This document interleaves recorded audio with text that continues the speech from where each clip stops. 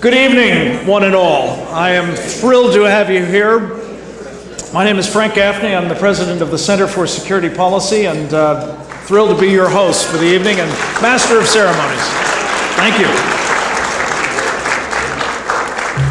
This is the occasion that we get to jointly celebrate two extraordinary men, two important religious holidays, and something else that was pretty important that as a 501c3 not-profit organization without a partisan bone in our body can't actually talk about. But if you want to celebrate something else that happened in November 8th to be precise, we hope you'll do it here too. We have a wonderful program, and I'm anxious to get it underway. To get us started, we are going to have a songwriter and singer who is young but very much up and coming here in New York, Danielle Gauze, who will lead us in the the national anthem of the United States and also of Israel. Danielle, welcome and thank you so much.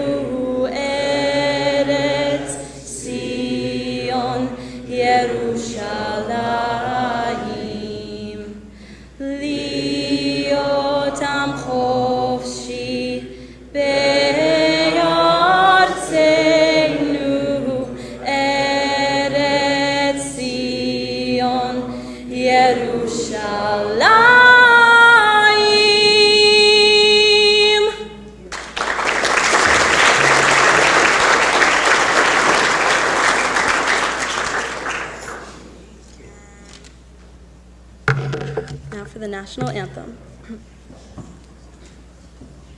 Oh, say, can you see by the dawn's early light what so proudly we hailed at the twilight's last gleaming, whose broad stripes and bright stars through the perilous fight o'er the ramparts we watched were so gallantly streaming,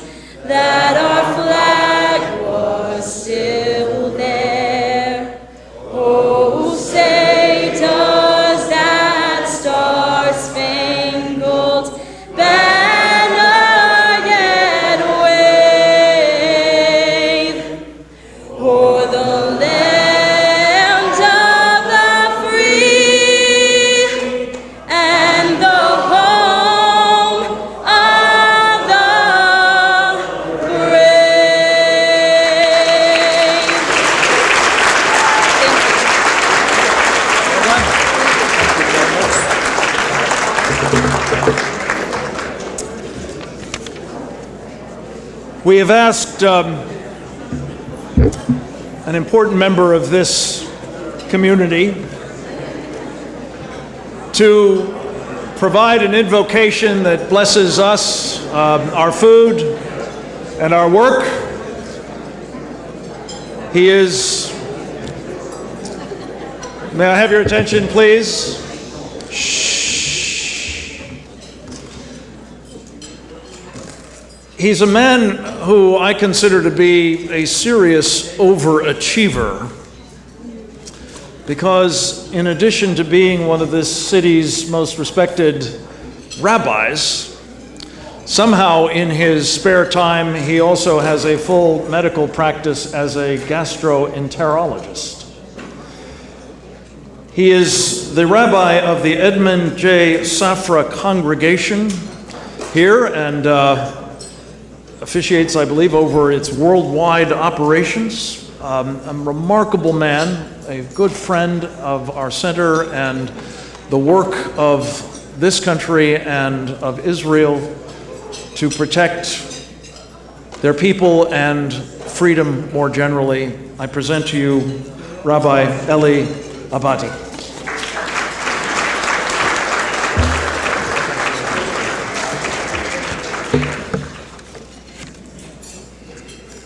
Our Father in heaven, as we stand before you, O Lord, our God and God of our fathers, we are thankful for you having granted us life and for you having guided us and honored us to participate in this momentous occasion, the Freedom Flame Award Dinner. This evening, we invoke your blessings upon the leaders, board, and officers of the Center for Security Policy, President and founder Frank Gaffney, Chairman of the board E. Miles Prentice III, and all members of the board and directors, and upon our honored awardees also, Ambassador Ron Dermer, Israel Ambassador to the United States, Freedom Flame Awardee, and Mr. Morton Klein, CEO of the Zionist Organization of America, Keeper of the Flame Award.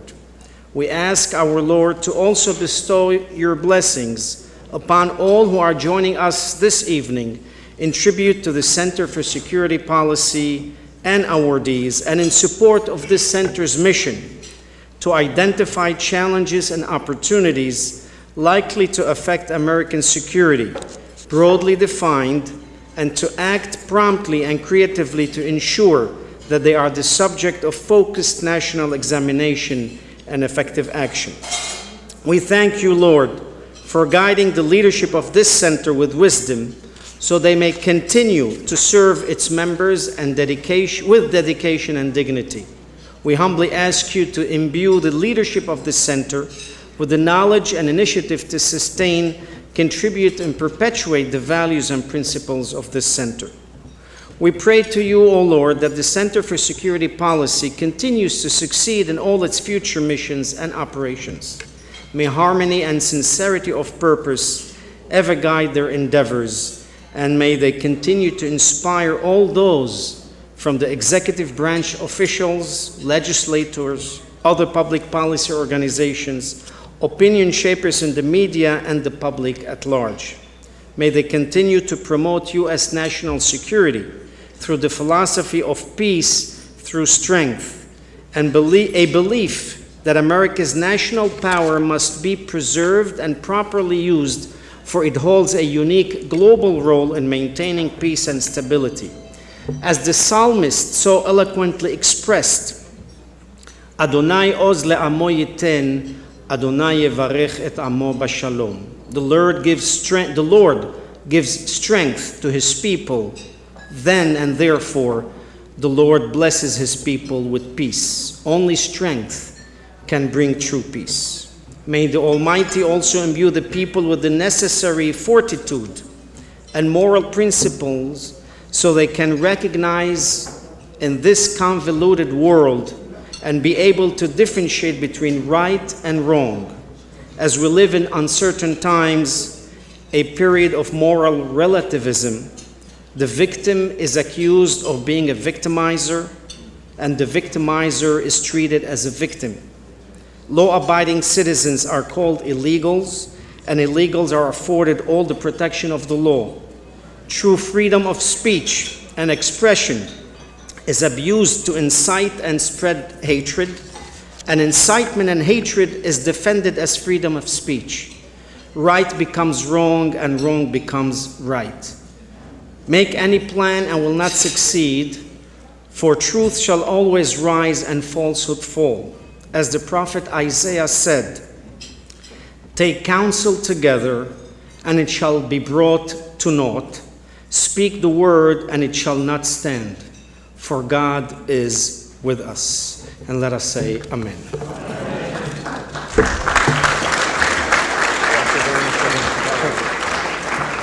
Thank you very much, Rabbi. And with that, we will begin the dinner part of the program and be back to you shortly with the main course. Thank you very much. Bon appetit. I think most, if not all of you, now have your plates in front of you, and I appreciate the wait staff working with us on this. The program has gotten a little bit discombobulated, but I think we're going to get it back on track now, and I'm so pleased that we're going to be able to present to you two really important individuals and presentations in the course of the evening. For a word or two about the organization itself, the rabbi did a wonderful advertisement, so I don't need to belabor many of these points, but thank you, Rabbi, again for that introduction. I just want to say that for about 28 years now, the Center for Security Policy has been in the business of speaking truth to power. You might appreciate that as we've spoken specifically about the importance of promoting peace through strength, we've found that some people weren't too keen on that message and were rather interested in suppressing it. And that's been particularly true in recent days. Indeed, it's reached a level of calumny on the one hand and intensity that's been extraordinary. Especially because in the course of it, we've found that some of this has now been directed at our guests, not just at us. And I just want to say that for myself, for our team at the Center for Security Policy, for the community that we serve, the community that supports us, including many of you here, I want to say a special word of thanks to the chairman of our board, Miles Prentice, who was mentioned before, to Bruce Brotman, another member of our board, to Ebi Muzazadeh, who is here in force with a Persian delegation, I'm very pleased to say. But for those folks, as well as for many others besides, it's been painful enough that some of this invective has been aimed at the center and its team. And I want to say a special word of thanks to several of them who are here. Our Executive Vice President, Jim Hansen, our CFO, Sean Seifert, and our Vice President for Research and Analysis, Claire Lopez. If you haven't met them, I hope you will in the course of the evening. They're fabulous people doing incredibly important work.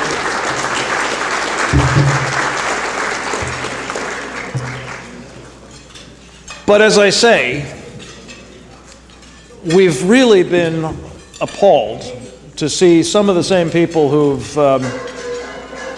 tried to suppress us, trying actually to suppress Ambassador Dermer, at least his appearance here, Morton Klein and his appearance here.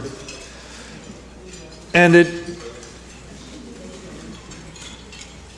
means the world to me that neither gentleman yielded to the pressure not to come, not to appear, not to be part of this program. So thank you. Thank you to you both. In fact, I'm fairly certain that the Lord, working in mysterious ways as he does, that the kind of controversy that's been stirred up is actually going to make this program all the richer, all the more memorable for you, all the more consequential for the people beyond. So I want to just say that word of special thanks from me, from my heart, to you both before I introduce the woman who has graciously agreed at the last possible moment to step into the breach to introduce our guest of honor for the 2016 Freedom Flame Award. As it happens, Judge Janine Pirot is a recipient of this award in her own right a couple of years back.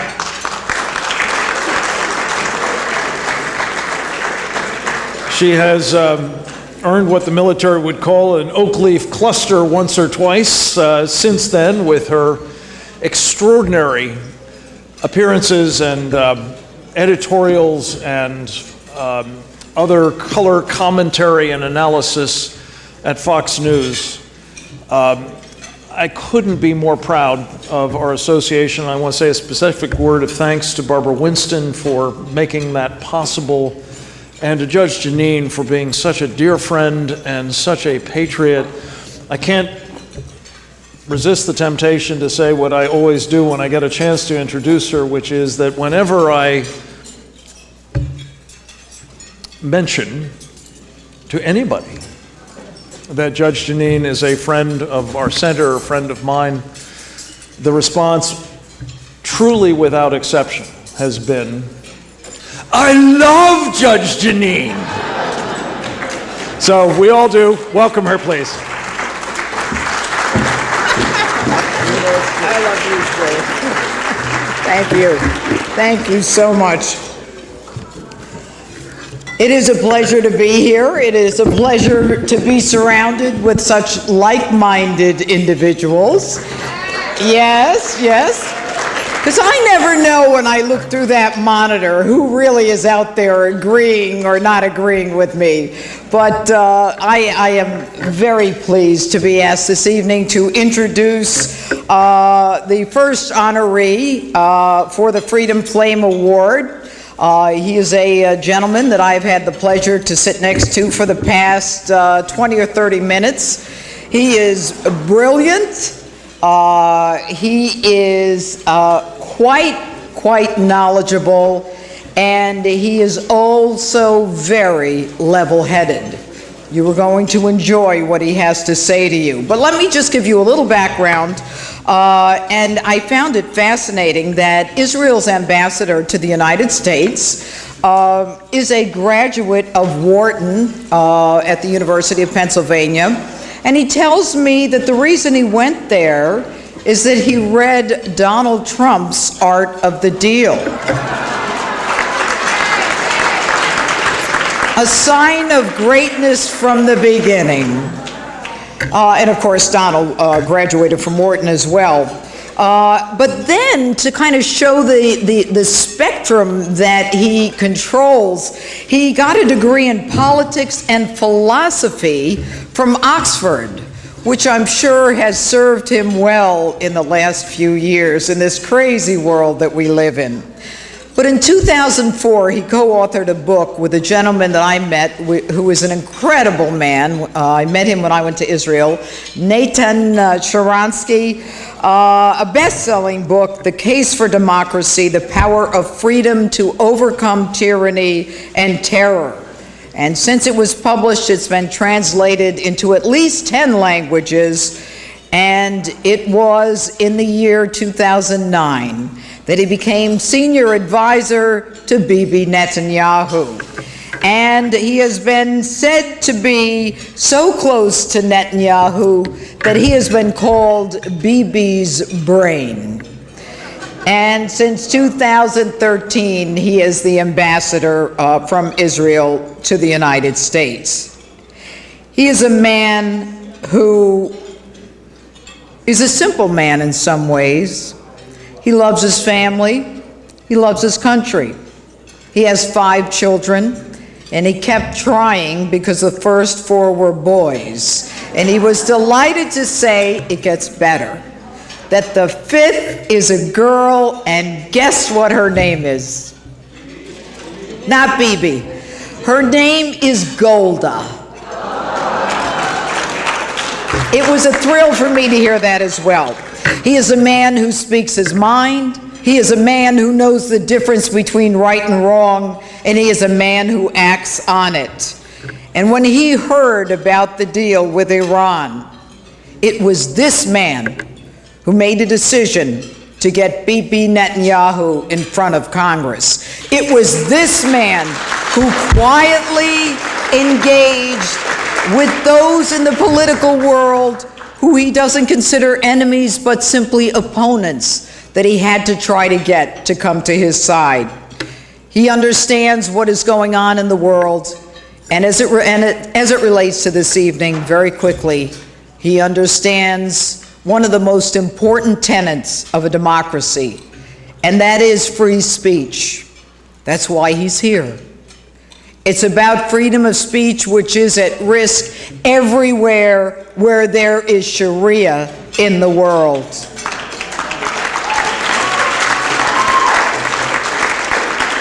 And so our hats are off to the ambassador from Israel for being here, for being who you are, and we look forward to the work with Israel, with the new president, Donald Trump, and our ambassador, Dermer, from Israel. Welcome.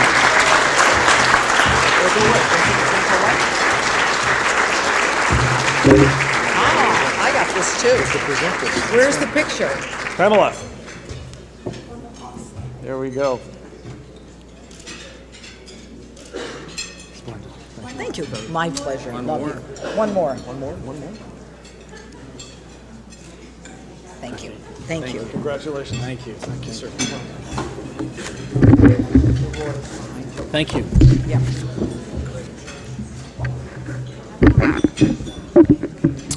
Judge Janine, thank you for that kind introduction. You made my wife's day by mentioning our daughter Golda, so thank you. And if you made her day, you made my day. And thank you for your exemplary service to this country and for your friendship to my country.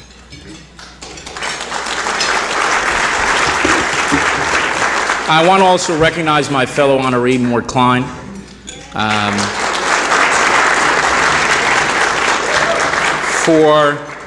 For your commitment, Morton, your decades of commitment. I think you were born with it. Your commitment to the Jewish future. The only problem is, Mort, occasionally you need to take a stand on issues. Tell them what you think. Tell them what you think. But I'm honored to receive an award the same night that you've been given an award as well. I also want to thank another steadfast friend of Israel, and that's Frank Gaffney.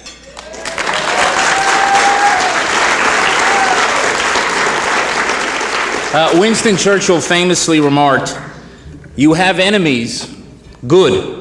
That means you have stood up for something sometime in your life." Well, if you have enemies, Frank, it's because you have stood up for something many times in your life, and that something is freedom, an unwavering commitment to freedom for America, for Europe, for Israel, for everyone. And I think I speak for every person in this room and many people who are not in this room when I say thank you for standing up for all of us.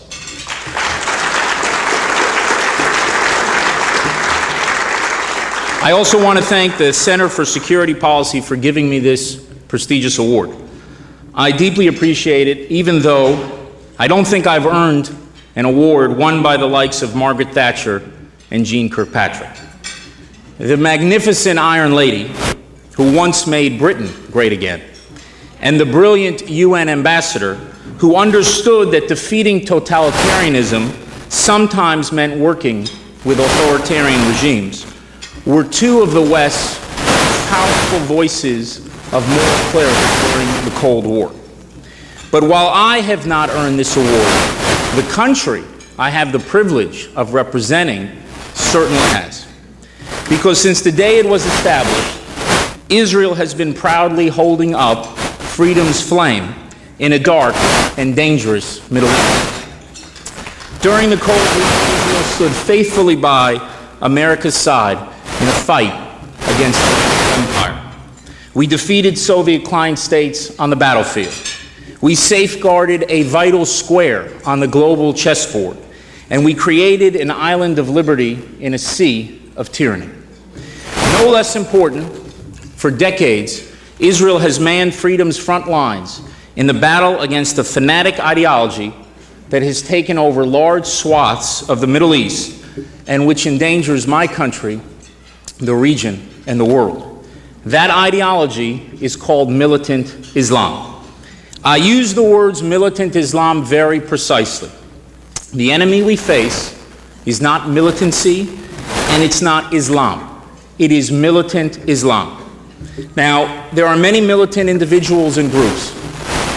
Timothy McVeigh and Ted Kaczynski can be aptly described as militants. Terror groups like the FARC and the Tamil Tigers, who are responsible for the murder of tens of thousands of people, are militant organizations. But while these individuals and groups are extremely dangerous, they are not part of a global movement.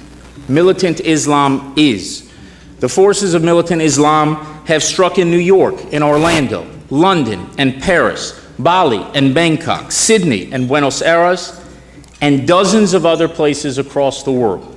In the Middle East and North Africa, they have struck in every country between the Straits of Gibraltar and the Khyber Pass. To be sure, militant Islam is not monolithic. There are Sunni branches, such as ISIS, Al-Qaeda, Boko Haram in Nigeria, Al-Shabaab in Somalia, and Hamas in Gaza. There are Shia branches, such as the Ayatollah regime in Iran, the various Shia militias in Iraq, the Houthis in Yemen, Hezbollah in Lebanon. These branches have different theologies. The militant Sunnis are fixated on the early 7th century. The militant Shiites are fixated on the middle of the 10th century. Perhaps one day they'll compromise and take us all back to sometime in the 8th century. And while these militant Islamists, they fight Christians and Jews and Yazidis and Kurds and other non-Muslims, they also ferociously fight each other in their battle to determine who will be the king of the militant Islamic hill. But for all their differences, all the branches and sub-branches of militant Islam are rooted in a similar radical ideology, and they are fired by the same fanaticism. They all seek to reverse history, the rise of the West, and to restore Islam to its former glory. For all of these groups, the answer to their problems is Islam, in one radical form or another. That is why the seemingly disparate forces of militant Islam are in fact part of the same global threat, and that is why they must be countered as part of a global strategy. But ladies and gentlemen, just as the enemy we face is not mere militancy, the enemy we face is also not Islam. Islam is a faith with some 1.7 billion adherents throughout the world, and faiths, including the faith of Islam, are malleable things. Now, I suspect there are a few people here who disagree with me about that, and they can rightly point to the many differences that set Islam apart from Christianity, from Judaism, and other faiths. They can rightly argue that Islam has a unique theology, has been influenced by a unique culture, and has been shaped by unique geopolitical forces. But as those skeptics point to the intricacies of theology and culture, I hope they also consider the historical record, not just of Islam, but of other faiths. To the best of my knowledge, the New Testament was canonized in the 4th century. And while the text of that book has not changed since then, the faith practiced by Christians has. The Christianity that for centuries justified the slaughter of Jews all across Europe and that spread anti-Semitism to every corner of the globe is not the same Christianity that was preached by abolitionists who fought slavery in the 19th century, or that is practiced by evangelicals in America in the 21st century. So too, the relatively tolerant Islam practiced in 12th century Spain and practiced for some 13 centuries in Persia before 1979 is not the Islam of ISIS or the Islam of today's Ayatollah regime. Admittedly, it is troubling. It is troubling that to find a more tolerant Christianity, one only need look at the present, whereas to find a more tolerant Islam, one must look largely to the past. But my point, ladies and gentlemen, is that Islam, like other faiths, has evolved. And I see no reason why it cannot or will not evolve again. So do not assume that the forces ascendant in the Muslim world today will be the same forces ascendant in the future. Whether that happens or not will depend mostly on changes that come from within the Muslim world. But the pace and extent of those changes depends partly on us as well. It depends on not painting all Muslims with a single brush and not declaring nearly 1/4 of the world's population irredeemable. It depends on recognizing that the greatest victims of militant Islam are those Muslims who do not share its unforgiving creed. And it depends on helping those who seek to reform Islam from within. Let me read you the words of one of those reformers. Quote, "I'm really offended when people are intimidated, terrified, and killed under the pretext that such practices are part and parcel of divine teaching ordered by God. I feel offended when destruction and sabotage are promoted as a heavenly triumph for God on earth. I swear that nothing could ever be built on destruction, demolition, or murder." Those words were not scrawled by a dissident languishing in some dungeon in the Middle East. Those words were spoken last week at a religious university by Abdel Fattah al-Sisi, the president of Egypt.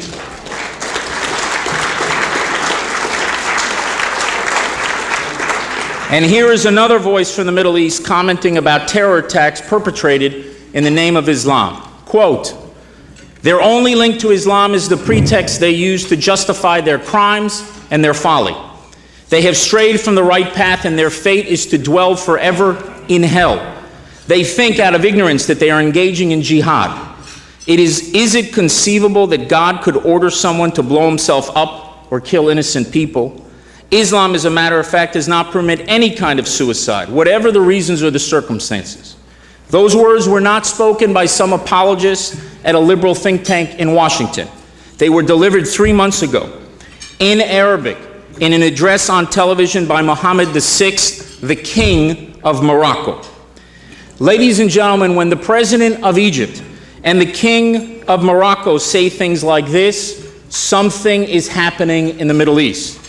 It does not mean that the problem of militant Islam has suddenly vanished, but it does mean that there are serious partners in the region who are fighting militant Islam in ideological terms, partners who cannot be dismissed as secular heretics, but who are themselves devout Muslims who have the credibility to challenge the Islamists' claims to represent Islam. The reformers within Islam are real, and we should be doing everything we can to help them. You know what one of the best ways to help them is? To confront the Islamists they are fighting, and to defeat those Islamists again and again and again.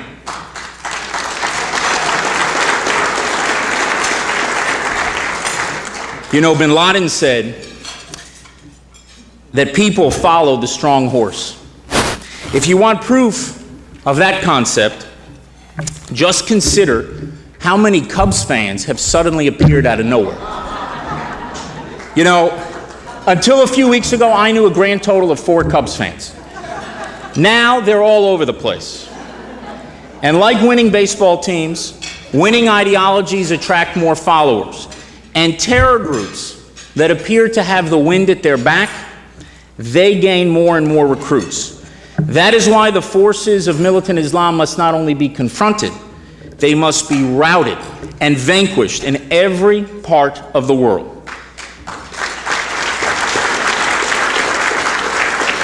In the Middle East, my country, Israel, is engaged in that battle every day against Iran's terror proxies, Hezbollah and Hamas, and against various other terror groups that threaten us from Syria, from Sinai, and elsewhere. Israel will continue to do whatever is necessary to prevent the transfer of game-changing weapons to Hezbollah and to ensure that Iran does not open up a new terror front against Israel from Syria. Israel would welcome a political settlement in Syria that would bring an end to the horrible carnage and suffering there.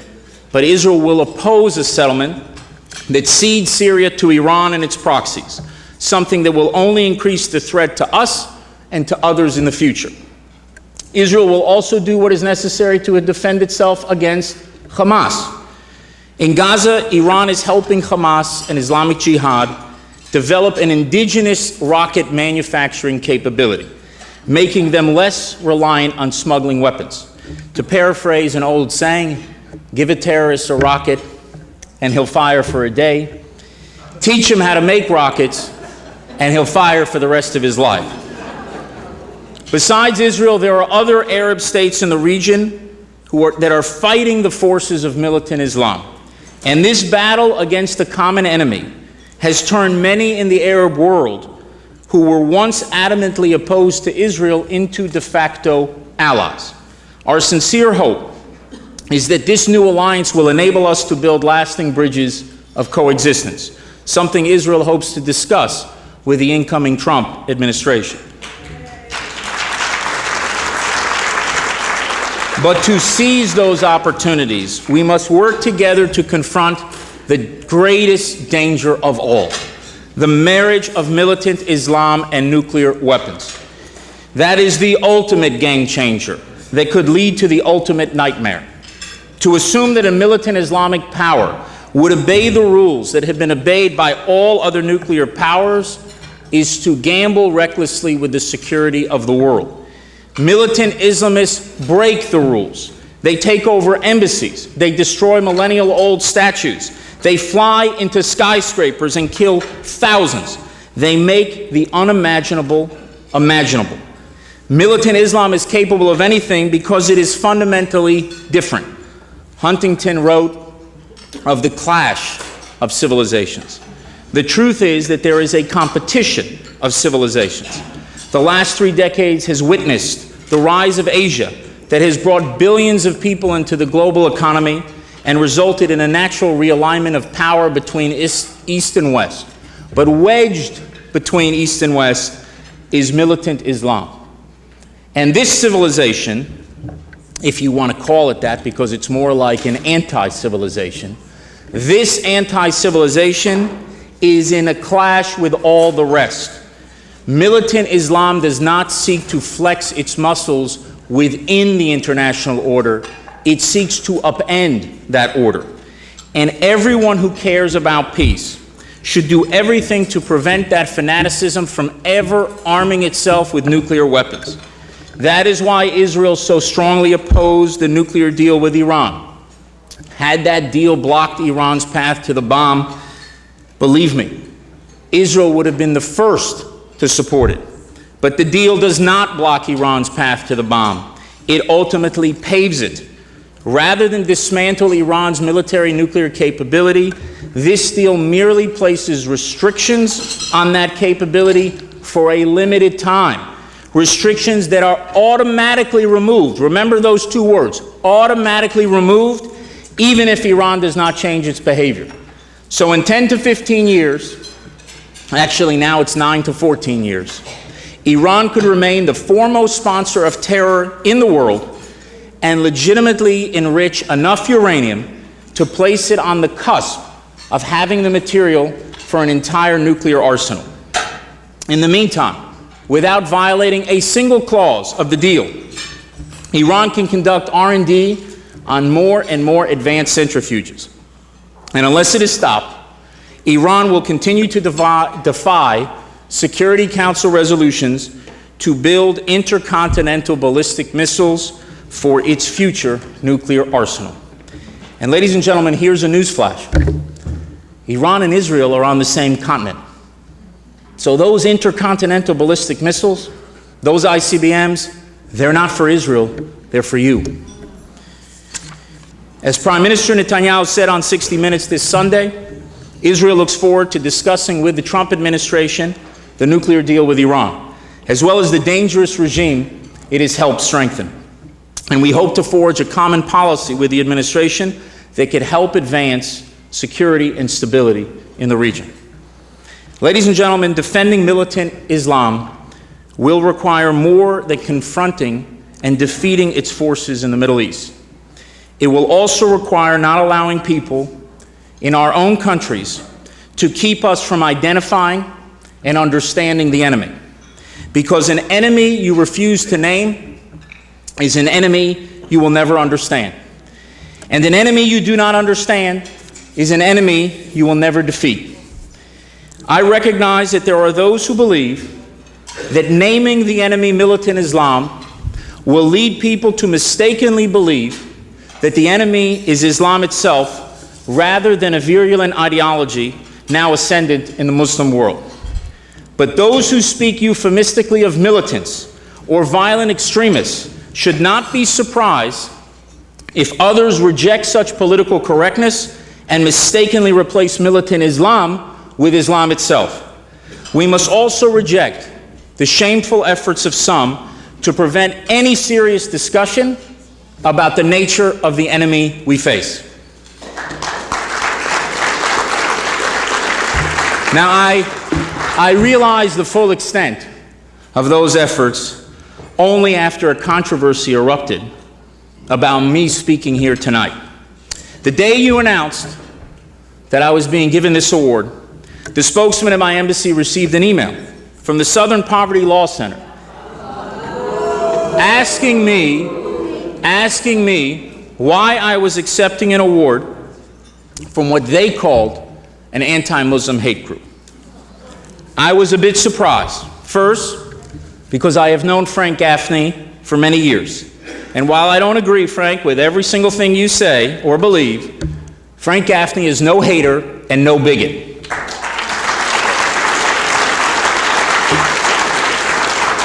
Second, because I have followed the work of the CSP for many years. And while I do not agree with every policy position you have taken, or every view expressed by every single one of your members, the CSP is not only an unabashed defender of my country, Israel, it is also no hate group.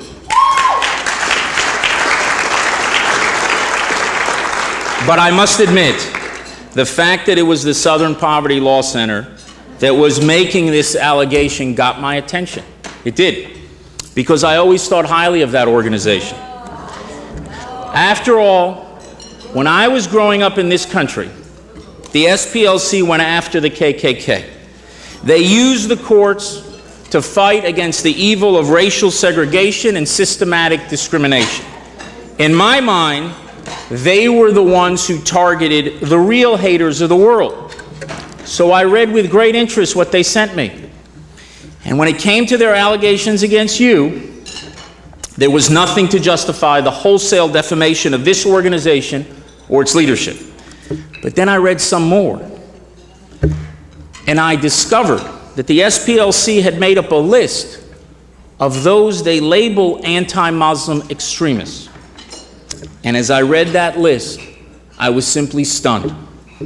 Daniel Pipes, one of the great scholars of the Middle East, was on it. So too was Majid Nawaz, a former Islamist who fights against Islamists. But the biggest shock of all to me was when I saw a name on that list of someone I personally regard as a hero, Ayaan Hirsi Ali.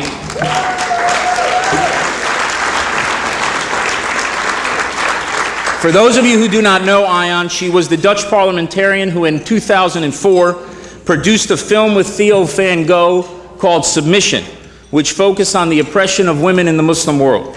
Because of that film, Van Gogh was assassinated by a fanatic Muslim, and Ayaan was forced into hiding.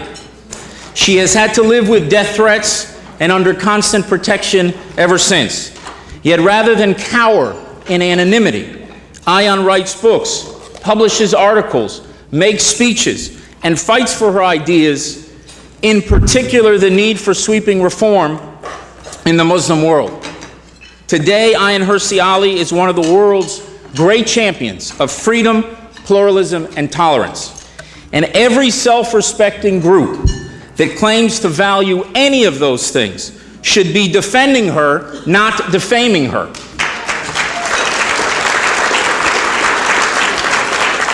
Yet in an Orwellian inversion of reality, a woman whose life is threatened every single day by extremist Muslims is labeled by the SPLC an anti-Muslim extremist.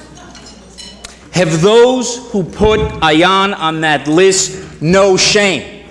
Have they no decency? The SPLC and others who asked me not to come here tonight claim to support free and open debate, but in reality they want to stifle debate. They preach tolerance for those who look different, but they are in effect practicing intolerance for those who think different.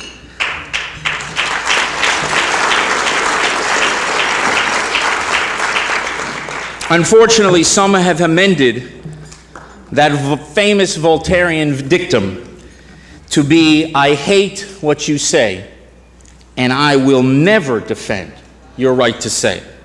I will defame you as an extremist. I will label you as a racist and bigot. I will put you on the blackest of lists that should be reserved for Nazis, for the Klan, and for the true enemies of mankind." Well, ladies and gentlemen, I don't stand with the defamers and the blacklisters. I stand with Ayaan Hirsi Ali. And all of you should stand with Ayaan Hirsi Ali. For if we do not stand with her, then the values she champions, the same values we cherish, will be under threat, and the dangers we all face will only grow. We must not let the defamers and blacklisters succeed. We must not let them turn into pariahs, those erudite scholars and courageous reformers who are trying to enlighten us about ideologies that threaten our very way of life. For more than our values are at stake, our lives are at stake, because without the wisdom of those scholars, without the courage of those reformers, we will have a much more difficult time winning the fateful battle that is underway. That is why, ladies and gentlemen, I am truly honored to accept this Freedom Flame Award tonight. I accept it in the name of a country that has proudly held up the light of liberty and decency in a dark and cruel corner of the world. Israel will continue to hold that torch high, steeled by our values and confident in our destiny. But like free countries everywhere, Israel needs America to hold up its torch even higher. That battle, the battle, is far from over. I'm not even sure that we've reached the end of the beginning. But I am confident that with the help of organizations like this, with the clarity and courage of people like Hirsi Ali, and with the support of millions of Americans across this great country, the flame of this last best hope on earth will burn brighter than ever and help secure our common future. Thank you.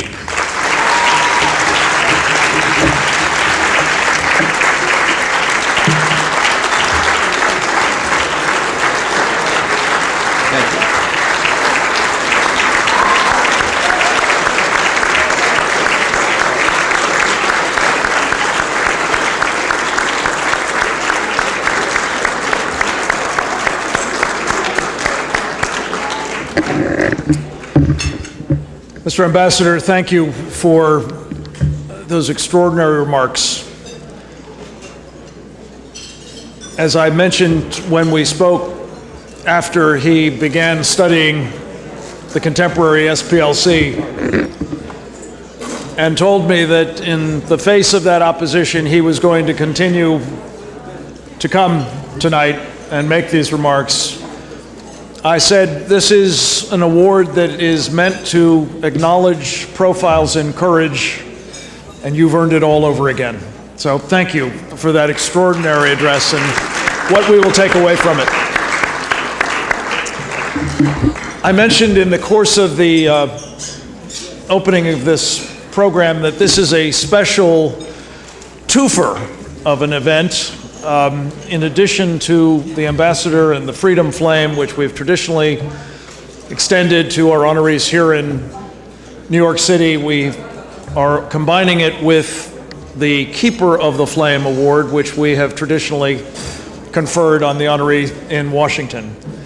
The person who has borne the brunt of making this double feature possible and elegant and seamless in spite of any number of upsets and various setbacks is Tracy Johnson. And I just would ask you to join me in thanking Tracy. Great program. Well done, Tracy, as always. She's standing there as though she's about to tell me to do something. So, no, okay, good. With that, let me turn to the happy pleasure of saying a few words of my own before introducing an introducer of our second guest. In this business, this, think tankery, this activism, this defense of freedom, we find that there are many who go along to get along. This is true of the general population, of course, not just people in this business. But in my time in this business, there are very few, in fact, practically none that I can think of, who have more consistently, more assiduously taken more criticism and stood up to it to do the right thing than Morton Klein of the Zionist Organization of America.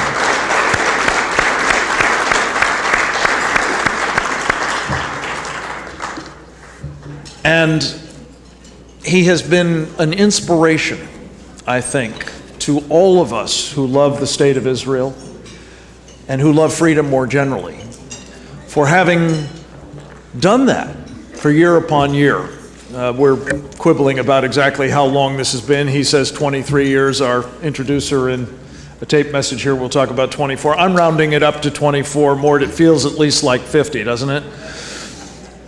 But I hope that tonight, on this occasion, inspired by what the ambassador has said, you will take, as I have from Mort Klein, a sense of mission and purpose and clarity about a challenge that is truly afflicting not just Israel, not just the United States, but the free world. And to help make that point and introduce our guest, I'm very pleased to welcome, through the miracle of the videotape, a woman that I've admired and had the privilege of working with as well for a long time. These days, as an adjunct fellow of our center, as a senior fellow of the David Horowitz Freedom Center, the director of its Israel project, an editorialist with the Jerusalem Post, the author of a couple of best-selling books about Israel and freedom, the inimitable Carolyn Glick. Good evening. I'm so sorry that I couldn't be with you guys today in New York, but I'm so glad that Frank Gaffney asked me to please introduce Mort Klein before he receives the Freedom Flame Award from my home in Efrat in Gush Etzion in Israel. So before I talk about Mort, I just want to give a shout out to Ambassador Ron Dermer. Ambassador Dermer, I want you to know that we are so proud of the work that you're doing for us in the United States. You really bring your credit to Israel and to the Jewish people in the work that you do, particularly the work that you've done in the last 2 years. I know it's been very difficult, but we really, we're all behind you and we're all rooting for you and we're all proud of you. So congratulations as well for your award this evening. Now Mort. Mort's been head of the Zionist Organization for 24 years, and during that time, Mort has stood out almost from the get-go as the go-to guy that you can always depend on to give that strong clarion voice of Zionism in the United States. Come hell or high water, no matter what's going on in Washington at any given time, Mort has stood like a rock, defending Israel, defending Jewish rights, a clear Zionist voice in the United States. That voice has been necessary not only to defend Israel and to make Israel's case before consecutive and successive administration, but also in the Jewish community itself, where there's this tendency that's unfortunately growing these days to try to conflate pro-Israel with politically correct. And Mort says, no, being pro-Israel means standing for a strong Israel, means standing for Jewish rights and upholding them not only in Israel but also in the United States. This is important both for the continued survival and prosperity of the Jewish people, but also for the freedom and security of the United States of America. So Mort, you're an amazing Jew, you're an amazing Zionist, and yes, you're an amazing American. God bless you, and God bless the Zionist Organization of America. Congratulations to you for receiving this important award, and everybody have a great time. Take care.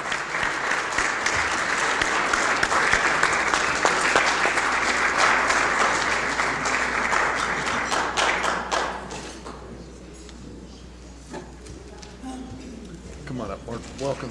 Congratulations.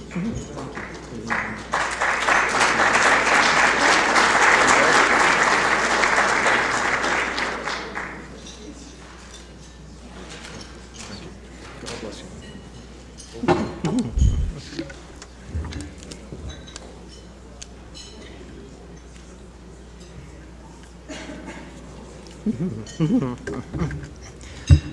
Well, I'm really overwhelmed. I didn't know Caroline Glick was going to be here. I don't know how I should respond when Frank mentioned how frequently and totally and completely and regularly I'm criticized. You all applauded. I didn't quite get that. That was good?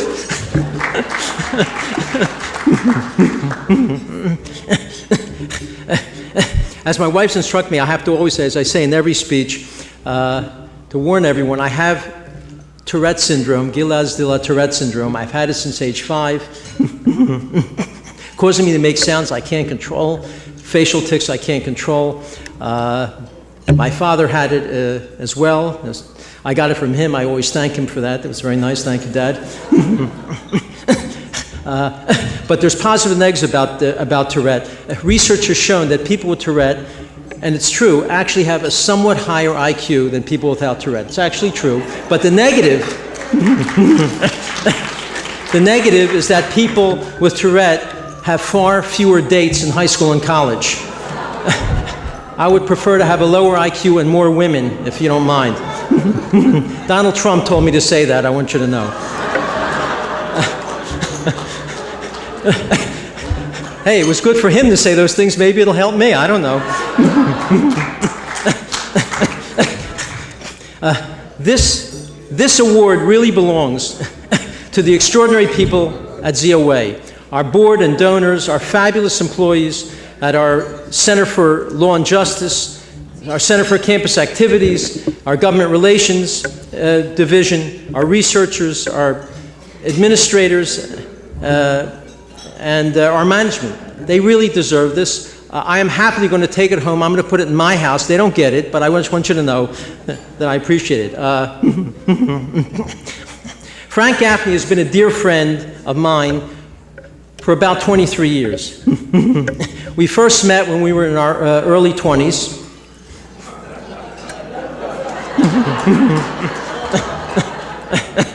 We both were among the few who thought that the Oslo agreements were one of the biggest mistakes a country could ever make on behalf of their people. We thought it from the very beginning. But sometimes, I must say, I don't know if Frank remembers, I would actually weaken. And I would think, can we alone be right? And all of the Jewish groups be wrong? And the Israeli government be wrong? Maybe we're missing something, I would say. But Frank Gaffney, who thank God was a close friend of mine, from even way back then, with the strong and principled and courageous convictions and confidence, he would buck me up and reinstate and reinvigorate my own strength when I was feeling weak about these issues. So I want to thank Frank for not moving to the left.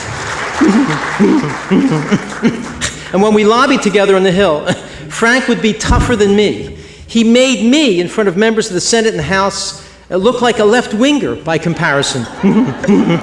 That's why I brought him along. Made me look so moderate and reasonable. And he would be raising issues that few of us ever even thought about, like the danger of EMP, the danger of Sharia law, the Muslim Brotherhood infiltration. And everything he's talked about and written about has turned out to be true. So Frank Gaffney, you have been wrongly mislabeled. Because truth is not a political position. Truth is not a political position. So Frank, you're not a conservative. You're not a right-winger. You are simply a rational centrist. That's what you are.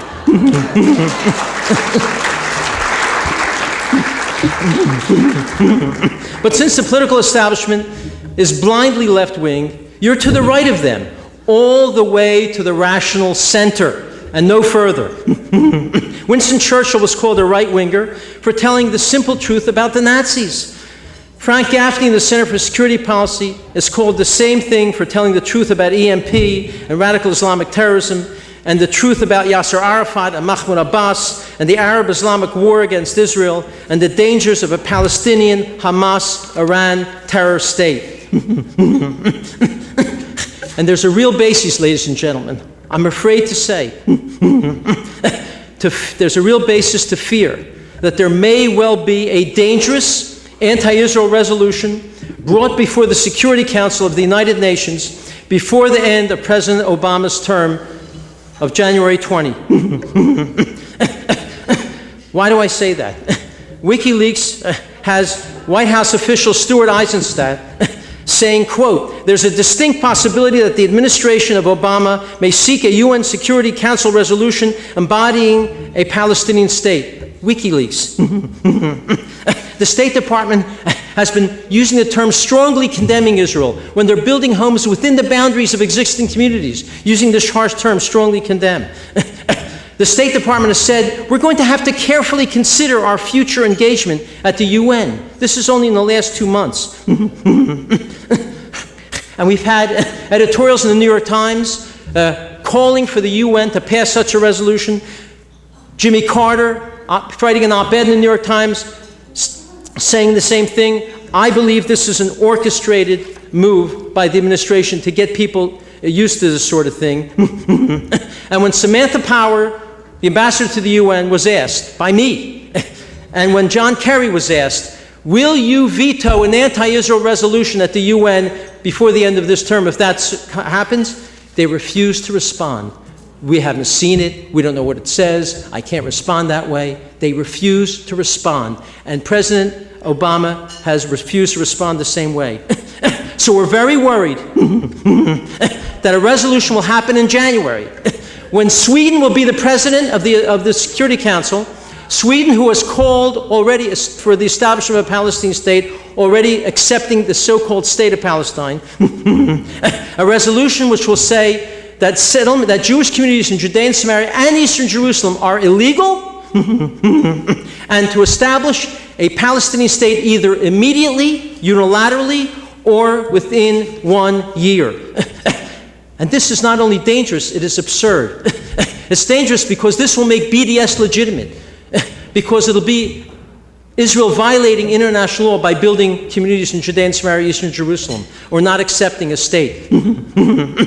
But it's ridiculous because there is no occupation. I say it all the time. I'm sick to death of people talking about it. Israel's given away all of Gaza. They've given away 40% of Judea and Samaria. That's where 99% of the Palestinian Arabs live. The Palestinians have their own parliament, their own schools, their own textbooks, their own newspapers, radio stations, TV, businesses, police force. They run their own lives except security. Israel is still there for security reasons because the Arabs keep evolving terror cells to murder Jews. So it's high time to understand that there is no occupation. Israel has not built a single new community in Judea and Samaria since 93. Not a single one. They've only built within the boundaries that existed in 93.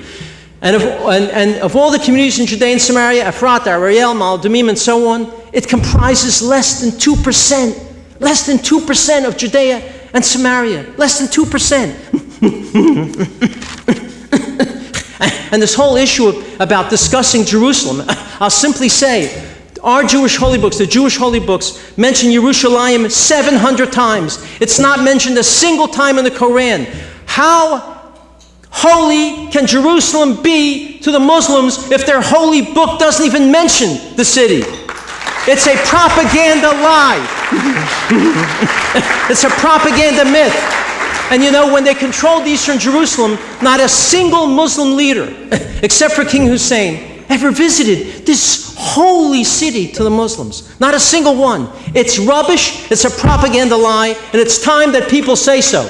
Jewish people, Christian people, all of us. And this nonsense of a Palestinian state, which will be a Hamas-Iran terrorist state, it won't solve the problem and bring peace. Sovereignty won't do that. Syria has a sovereign state. Iran has a sovereign state. North Korea has a sovereign state. Are they delightful and lovely? Are we glad they have sovereign states? And the sovereign state will be Judenrein. Mahmoud Abbas repeatedly says, our future state of Palestine will not have any Jews living in it. Do we want a racist, anti-Semitic state of this nature? And no one even talks about this outrageous statement that Mahmoud Abbas says repeatedly. Do we want a state that only this week voted in Marwan Barghouti, who's in an Israeli prison for murdering dozens and dozens of Jews? They voted him in to be a member of their central committee. Is that the type of terrorist, disgraceful state we want? They're not interested, frankly, in the state unless they get it unilaterally. If it means accepting Israel, they don't want it. That's why Mahmoud Abbas, in the last few weeks, has demanded that England apologize for the Balfour Declaration, which established a Jewish state. So they won't accept the state no matter what borders that state exists on. It is Israel's destruction they're interested. And a state would be a terrible disaster, endangered Israel along Israel's longest border. When I mention this to people in speeches, I say to Americans, how would you feel about having a Palestinian Arab, Hamas-Iran terrorist state, which is what it'll be, on America's northern border or our southern border? Would you accept, if the Palestinian state was going to be in our north or our south, would you accept such a state? And they say, no, we don't want such a state. Let it be next to Israel. Because they understand this would be a terrible danger.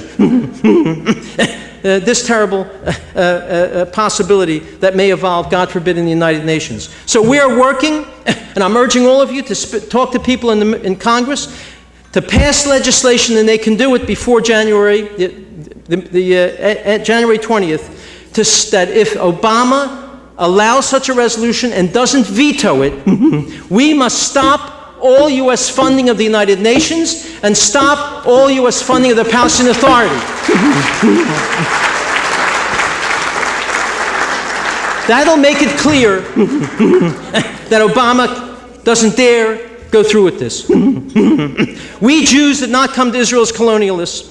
We came neither like the British imperialists, nor like the French colonizers in Algeria, nor like the English and Dutch settlers in South Africa. We Jews did not come like the emigrants seeking a new continent, a new homeland. We Jews came back to our ancient homeland, given to us by God Almighty, King of the universe. We were the inhabitants of this country who had been driven out and driven away by force. This is the promised land. Everyone knows this is the promised land.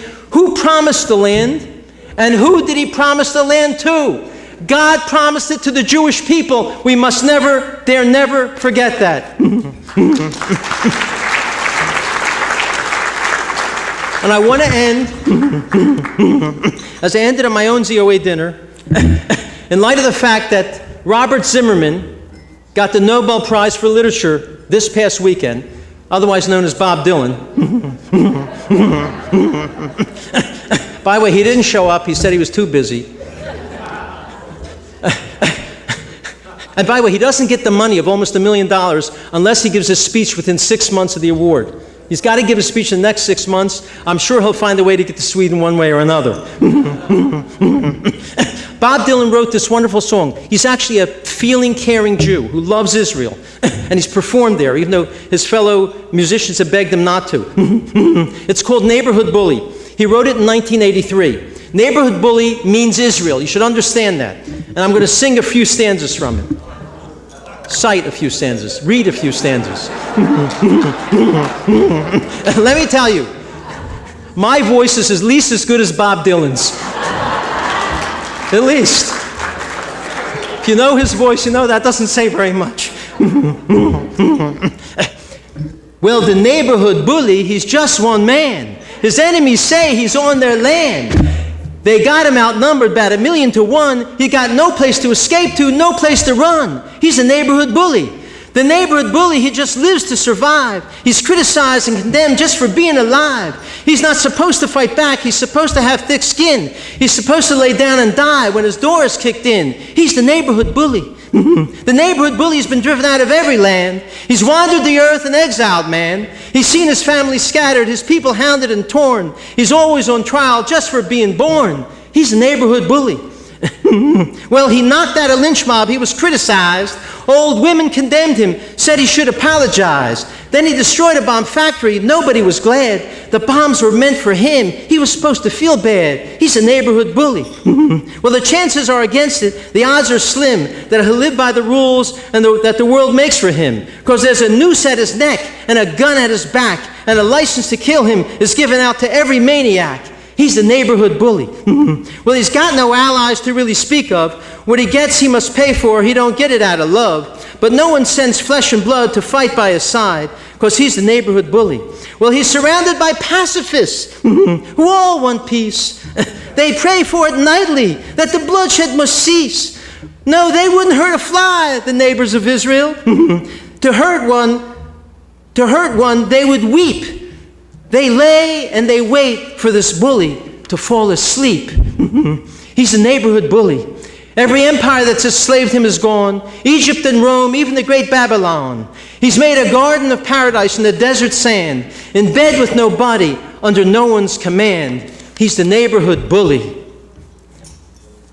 As God told Joshua in our Torah, be not afraid, be of good courage.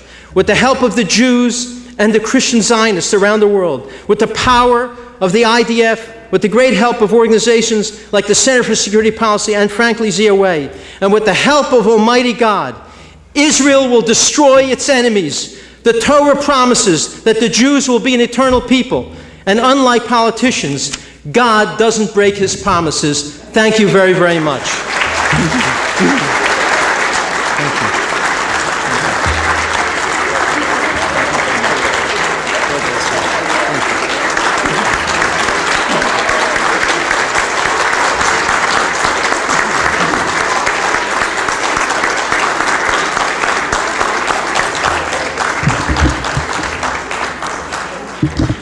Well, you see why he's the keeper of the flame.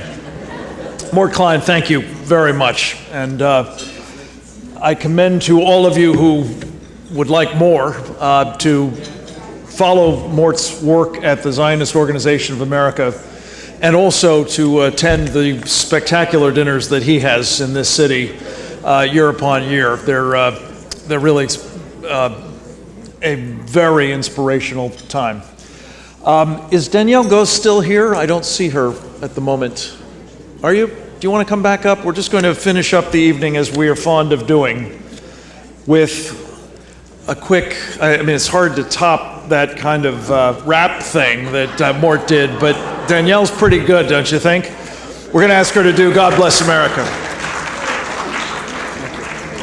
Thank you.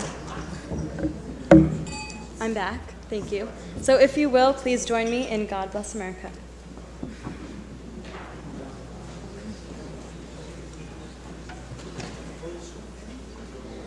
God bless America, land that I love. Stand beside her and guide her through the night with the light from above. From the mountains to the prairies, to the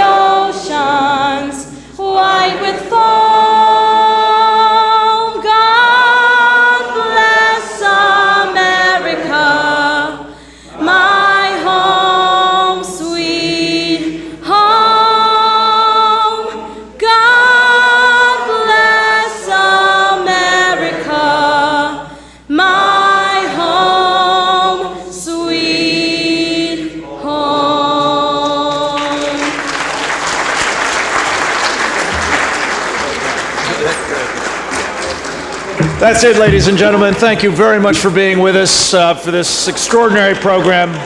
Go in peace. Thank you for joining us.